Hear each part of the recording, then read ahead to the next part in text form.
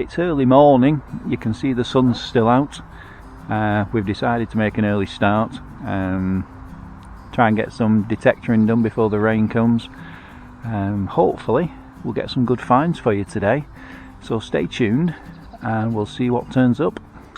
So I've got a new coil for my Garrett. It's a Nell Tornado, and it seems to be doing the business because I've found 2 musket balls already, and I've got a good hit in this one. And if you look in, there you go, hear it beeping, going mad.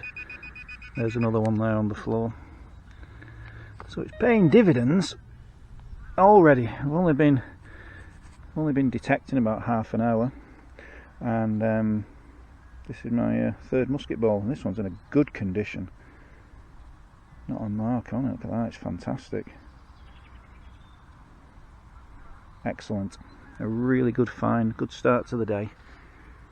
Brilliant. Well, the sun's come up and it's turned into an absolutely beautiful day.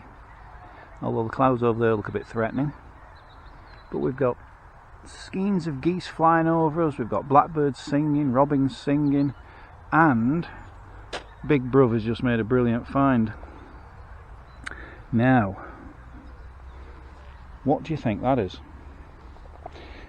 At first we thought it was a piece of bone, but on looking a bit closer, there's a hole running through it, and what we think it is, it's the end of a pipe which would have attached to the bowl. So that is a fantastic find, and to think that the last person who smoked this pipe was 400 years ago, it really does sort of put things into perspective. It's fantastic. What a brilliant find, a human find, that. Fantastic.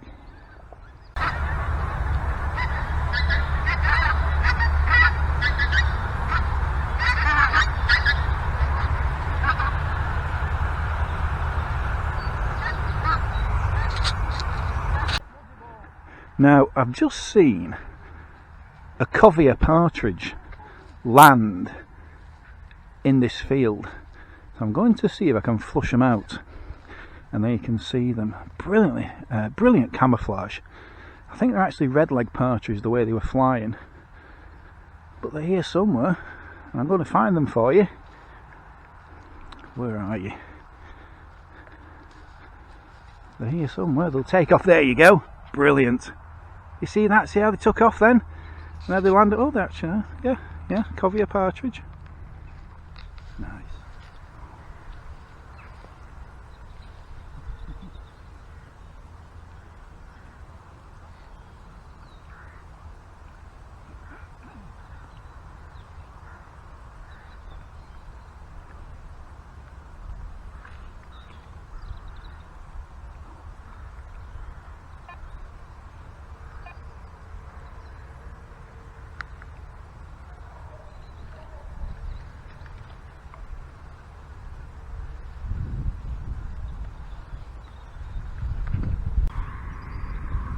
Look at this lovely yellow mushroom. Don't know, I should say fungi really, shouldn't I? It's got some sort of sticky liquid on it. Beautiful. Really beautiful. Let's hope the horse doesn't stand on it and squash it. Very, very nice. Well guys, in the name of finding history, I've been digging a hit right in the middle of some horse poop. But I'm getting a strong signal, so again I can see something there. There we go. What's that? Looks like a piece of metal. Let's turn that off. Now what's that? Oh, hey up! What's this? What is that? That is a spoon. It looks like either, oh, I don't know, brass, bronze, copper. I don't know. What a fantastic find. Somebody's spoon. Could that be from the 1640s? That is incredible. That is definitely a wow find. Oh, that's brilliant.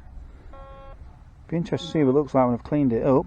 That is incredible. I don't know if it's copper, it's gone green. Wow, that was worth digging in the horse poop. Very interesting. I've just given the spoon a clean, and you can definitely see a spoon. It's got a bit of a throat there. Wow. You know, to think the last person to hold this would be nearly 400 years old now.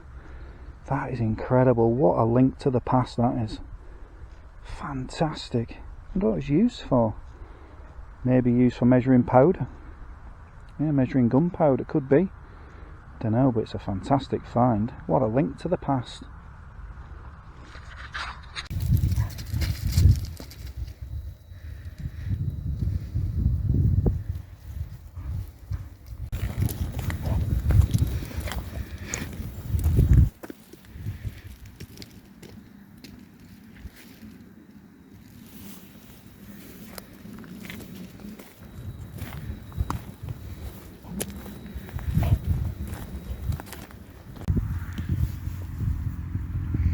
I've just come on this hit. I've dug the hole, pointer's working, something in here. Oh, there it is. Is that it? That's a leaf. That's a leaf. Getting a good signal. There we go, there we go, there we go. Where are you? Where are you? Where are you?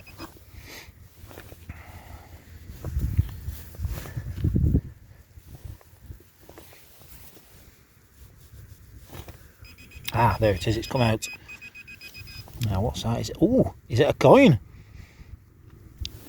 I think. Oh no, it's not. What was it?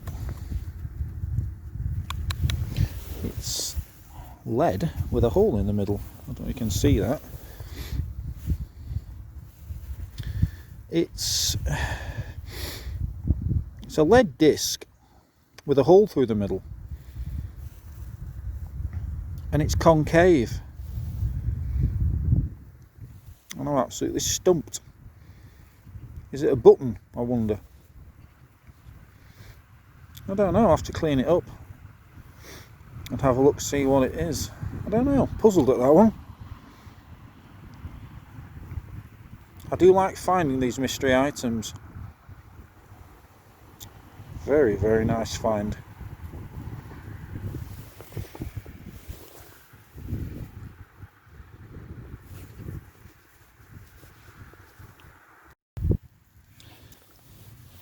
I was just going to backfill the hole that I got the lead disc out of, and I just happened to check the soil that came out. I'm getting a cracking signal here.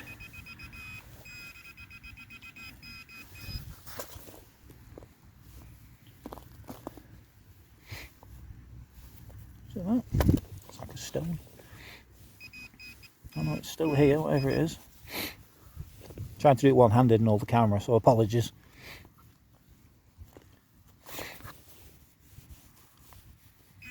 Oh, still here. Oh, can you see it? Can you? Oh, there it is. I don't know what it is.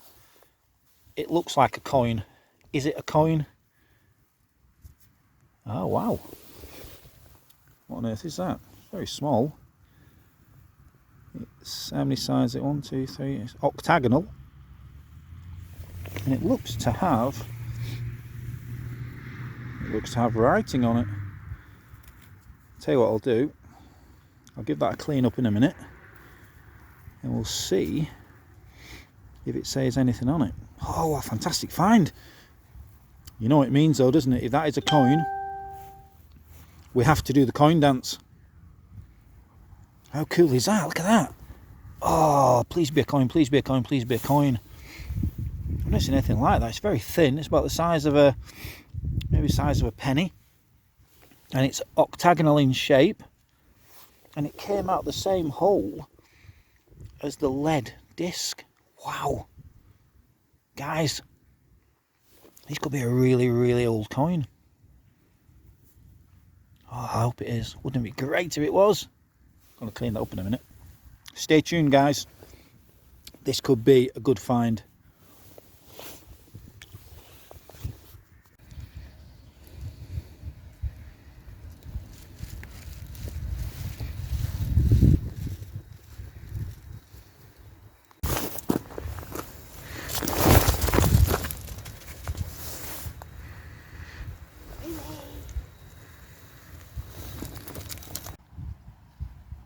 I've just dug this up and I am super excited.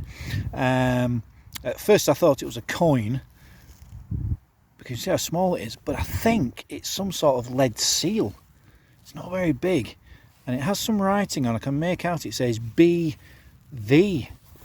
So I don't know what it is, but wow, what a fantastic find. The field is really thrown up its secrets today. Finding some really unusual things, and I'm glad I can share it with you. That is fantastic.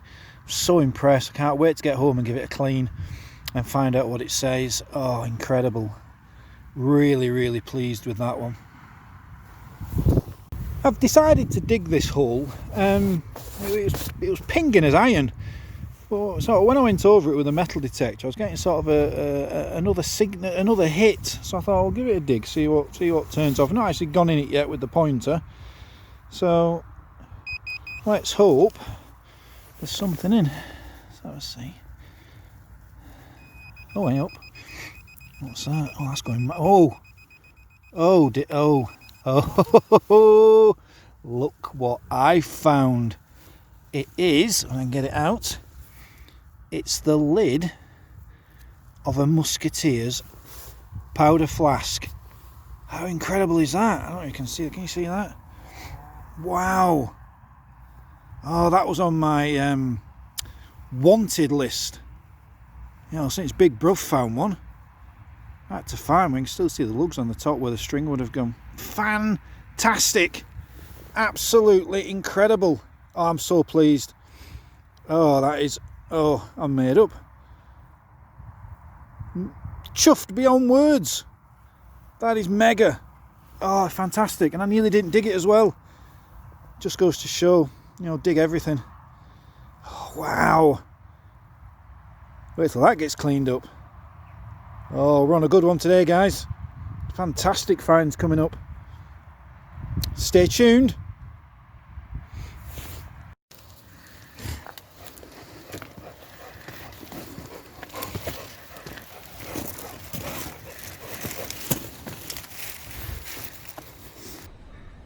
Hi everybody, welcome back to Dog Squad HQ. Got a fantastic roundup to share with you today. I've had some really good finds, some really interesting finds, some good historical finds as well. And what I'll start with, you remember a few weeks ago we found this. It's called a heart bar horseshoe, and it's to help horses that are laminitic, that suffer from laminitis, which is a disease of the hoof, and it sits like that, and the hoof sits on top. Now when we were detecting today, we found this one, which is called an egg shaped horseshoe. You can see the egg shape, and this one is to help horses with something called navicular disease. And navicular disease is where the internal structure of the hoof starts to break down, and this helps to support it. So you can see what we've got here are two what would be called remedial horseshoes to help horses with illnesses. Now we know that close by the field we're working in was a remount depot during the First World War. So we're wondering if our field is where they used to put the injured horses, or the horses with illnesses. We're not sure, we're just guessing, but it just seems strange that we found two remedial horseshoes. But we also found this one as well. Now, this is a little pony's horseshoe. Look at the difference in size. Massive. So this one's probably a draft horse, and this one's probably a small pony type. Lovely things to find. Really are good things to dig up. Now also I was really pleased because I finally found one of these. It's the lead cap off a powder flask. Now if you remember in one of the other videos I showed you what the powder flasks look like on the bandolier, and ever since Big Brother found one I've been wanting to find one. And this is in a really good condition. You can see the ears where the string would go through, and it would sit across the chest and fit on top of the wooden powder flask. Fantastic find. I was really pleased with that one. And the next thing I found was this little spoon. See how small it is. I think it's made of brass, but it's got a long handle. You can see the shape of it. It's got like shoulders here and a very small bowl. Don't know what that was used for. I'm not sure. Maybe it was used for gunpowder, scooping gunpowder. Might be a sparkless spoon. I don't know. But it's a lovely thing to find. A link to the past. You know, the last time somebody held this was probably 400 years ago. So it is that link to a person in the past. Now the next things we found were very small, but very significant. This is a lead bag seal, and it's a flower bag seal, and it's from a place called Sarthe in France. So how this came to be in the middle of Lancashire, I don't know, but I'll show a picture, a bigger picture than you can see. It has got writing on it. It says BV in the middle, and I found out that it's from France. Like I say, a small village, a flour mill in France. Fantastic find.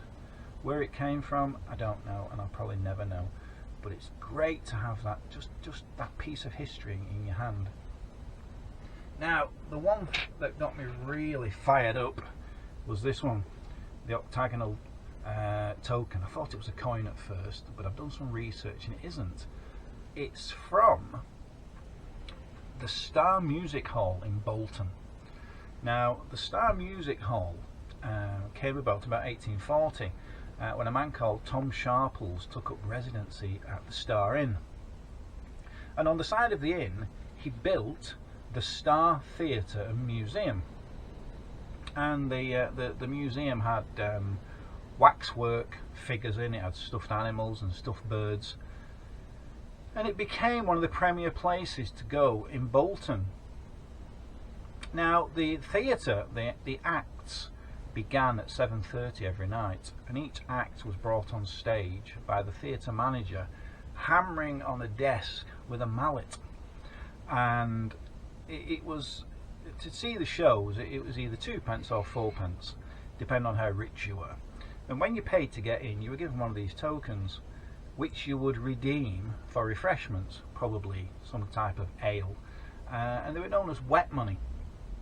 So we can probably say this token is from the 1840s, maybe 1850s.